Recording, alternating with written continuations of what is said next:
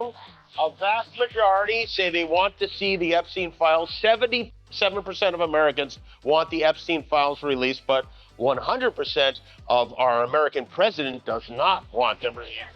Trump's treating these Epstein files like a grumpy old neighbor on Halloween. He turns off all the lights and just hopes the trick-or-treaters will assume. There were Republicans that I never questioned that their sincerity or their belief in the American system. And I think with the administration the way it's been, I think I'm not sure the man took his oath seriously to preserve, protect, and defend the Constitution of the. Jimmy Kimmel and Tom Hanks didn't just destroy Donald Trump. They dismantled him with the finesse of two men who understand that mockery is most lethal when it's calm, clever, and painfully accurate. Kimmel brought the sharp wit. Hanks brought the quiet authority of America's dad. Together, they turned Trump's ego into a national punchline. It wasn't shouting. It wasn't anger. It was surgical satire, slicing through the myths, the bluster, and the spectacle of a man performing. And Johnson is desperately trying to keep a lid on the Epstein files and position Donald Trump as some kind of hero in this story. He's not saying that what Epstein did is a hoax. It's a terrible, unspeakable evil. He believed that himself. When he first remember, he kicked him out of Mar-a-Lago. He was an FBI informant to try to take the. You have to admit he's funny. I mean, come on. Donald Trump is an FBI informant? You give a guy a fair shot for as much as you can. I have great faith in our system of government, but I believe that I have witnessed, from my perspective, is that there is fear and outrage and xenophobia has been commoditized because it's turned into a bigger trademark for how America. If you're enjoying this video, please make sure to subscribe to the channel and hit the bell icon. Kimmel kicked off with what he does best, pointing out absurdity wrapped in arrogance. He compared Trump's presidency to a bad late-night sketch that refused to end, complete with recycled jokes, exaggerated characters, and a lead actor who can't remember his lines but insists he's nailing it. Every policy announcement, Kimmel noted, feels like a cliffhanger from a show nobody asked to renew.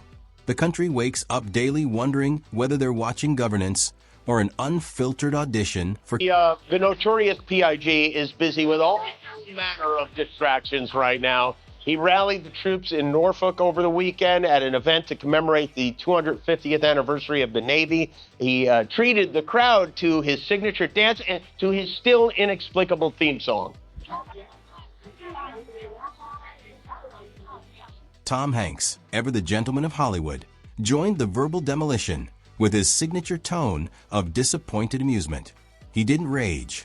He sighed, the way a teacher sighs when a student insists 2 + 2 equals. Whatever I say does. Hanks painted Trump as the kid who cheated on the test, blamed the teacher, then demanded extra credit for creativity. His calm breakdown of Trump's incompetence was the kind of critique that hurts more than insults because it's grounded in reality. Great parts of the world are dealing with problems that seem as though they have no solution and seem as though they will never go away. When America has faced those sorts of circumstances and times, we have never turned to a simplistic, self-involved gas bag of a candidate. They are out there. They have been there. I'm a lay historian. Together, Kimmel and Hanks dissected Trump's myth of business genius. The so-called dealmaker who promised to run America like a company turned out to be the guy who'd bankrupt a lemonade stand before lunch. Hanks chuckled at how Trump managed to treat national debt like an overdue gym membership. Ignore it, then brag about it later. Kimmel added that if Trump's business record were a movie, it would be a comedy so tragic that even Rotten Tomatoes would file a restraining order. The empire of success. Now again, Trump claims he didn't write this or draw this, which would mean someone went back in time to frame him for it. But here it is, and it's written like a movie script. We didn't make that up. This is under the silhouette of a woman's body. It says voiceover. There must be more to life than having everything. Donald, yes there is, but I won't tell you what it is. Jeffrey, nor will I, since I also know what it is. Donald, we have certain things in common, Jeffrey. Jeffrey, yes we. Then came Trump's obsession with fame. his need to be adored by everyone, everywhere, at all times. Kimmel roasted him as the only president who treats approval ratings like Instagram likes, refreshing constantly and panicking whenever the numbers drop. The man can't stand still long enough to lead because he's too busy scanning for applause. Tom Hanks took it further, comparing Trump's ego to a balloon that must be constantly inflated or it We talk about how much time Trump wastes playing golf. He seems to be spending a lot more time posting dumb AI videos lately. Our governor, Gavin Newsom, has been roasting him online, and so now Trump is doubling up. Last night, he posted a whole string of deep fakes.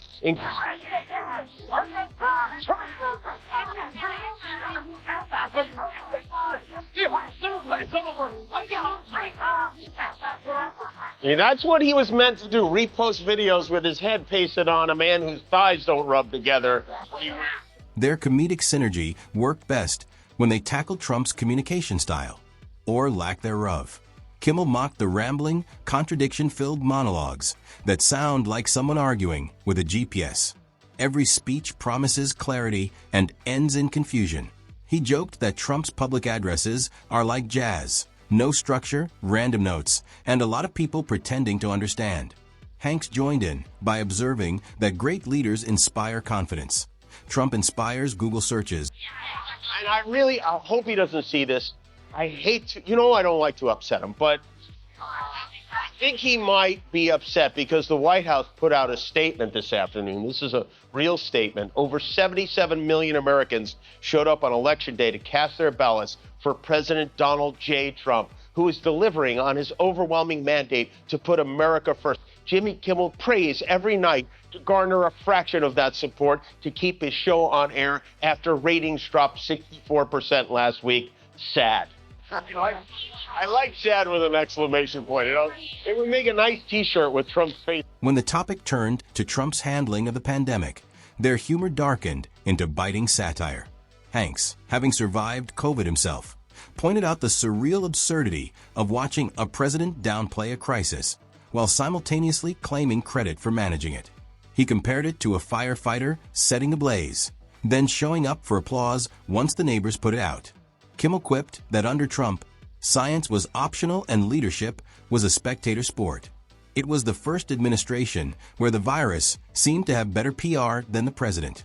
They then tore into Trump's foreign policy, a segment that played like a highlight reel of global confusion. Hanks described Trump's diplomacy. Oh yeah, let's talk about that. Yeah, self-involved gas crowd. We talk about it. Look, if I have an access to the United I'm not going to God. So you know what I think? I'm going to go sell it for $3 has happened a million times. And there was all this ball. I'm voting for Hillary Clinton. And I'm thinking, why would they qualify to be president of the United States? They're trying to deal with what they're doing. Then came Trump's treatment of the media. Kimmel couldn't resist highlighting the irony. The man who lives for attention spends every day attacking the very people giving it to him. He needs the cameras as much as he despises them. Hanks laughed at the absurdity of a president waging war on journalists while holding daily press events designed solely to see his name in headlines. The feud isn't about truth, it's about control. Trump doesn't hate bad press. He hates not owning the press. Their humor turned poetic when discussing Trump's love affair with his own image. Every mirror in his world, Kimmel joked, must file for hazard pay. Hanks said Trump's reflection probably rolls its eyes when he walks away. He treats image management as a sacred duty, ensuring every shot is flattering, every headline rewritten, every mistake spun into martyrdom. He's less a leader and more a brand manager.